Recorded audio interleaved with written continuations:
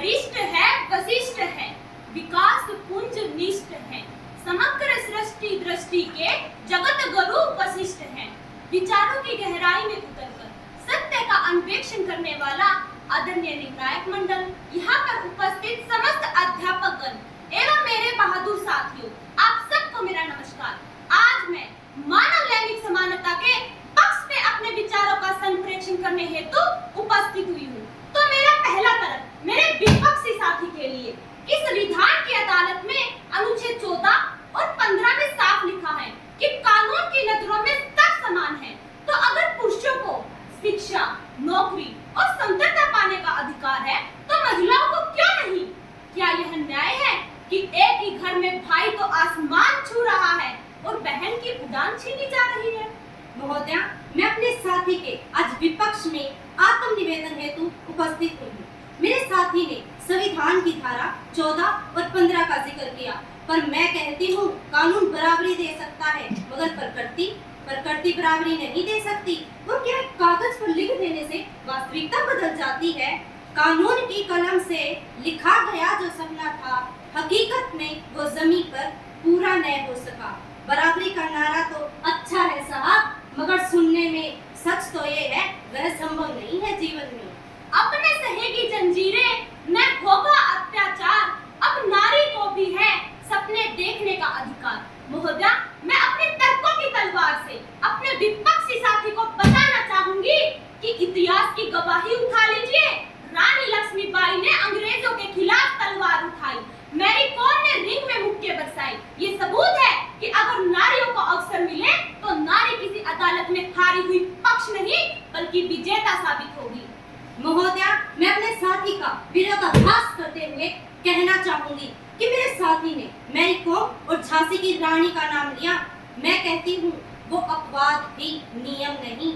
और इतिहास में अगर देखा जाए तो इतिहास में युद्ध के मैदानों में राजाओं की संख्या 100 थी, मगर रानियों की संख्या 2-4 क्यों दिखी? और यहीं से साबित होता है कि नर और नारी की क्षमताएं और भूमिकाएं दोनों अलग अलग होती हैं। और अगर स्त्रियां आसमान छूएंगी तो बच्चों का लालन पालन कौन करेगा? क्या ये सारी जिम्मेदारियां महिलाओं के हिस्से में पड़ी हैं? इस दोहरे संयोग से बाहर निकले। महोदया, क्या कभी आपने देखा है कि किसी वाहन में एक पहिया ट्रक का और दूसरा पहिया साइकिल का होता है? या कभी ताली एक हाथ से बज सकती है? या कोई पंछी एक पंख से उड़ सकता है? तो राष्ट्र की गाड़ी आधी आबादी को दबाकर कैसे चल सकती है? महोदया, मैं अपने साथी को बताना चाहूंगी कि फूल और कांटे कभी बराबर नहीं होते, सूरज और चांद कभी एक समान नहीं होते। और महोदया, नर और नारी की तो पहचान ही अलग अलग होती है, बराबरी का तो बस एक गुमान होता है।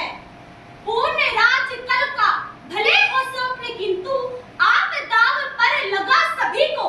आज न बचा सके नाम से तो धर्म राज, किंतु देखते अधर्म राज में ये समाज न बचा सके। और धिक्कारता है ये समाज आज आपको कि पाप को पछाड़ के ये राज न बचा सके। व्यर्थ ही है सामर्थ्य आपका, अर्थ ही बचा है क्या जब द्रौपदी की लाज न बचा सके। परंतु महोदया, मेरे साथी, वह कालखंड बीत गया, युग धर्म परिवर्तित गीत गया। अब द्रौपदी करुणा का प्रतीक नहीं, वो ज्वालामुखी है, क्षमा की शर्त नहीं। अब अबला नहीं, अग्नि ज्वाला बनी हूँ, हर बंधन से ऊंची नारी की भाला बनी हूँ। अब शब्द नहीं, शस्त्र बनी हूँ, सीता नहीं, अब चंडी बनी हूँ। अंत में जब समय भी साक्षी बने और न्याय की बात श्री राम की वाणी सी लगे, तो कहना ही होगा कि पवन परम अनुकूल दे, देख भुजा का बल अथा, तू चले बेड़ियां तोड़ कहीं, रोकेगा आकर कौन राम। डगमग डगमग धरती पर दमित तेज, सागर पारे सा उठे ढोल, उठ जा समय अब शेष नहीं, भारत माँ के शारदूल बोल, भारत माँ के शारदूल बोल। जय हिंद, जय भारत।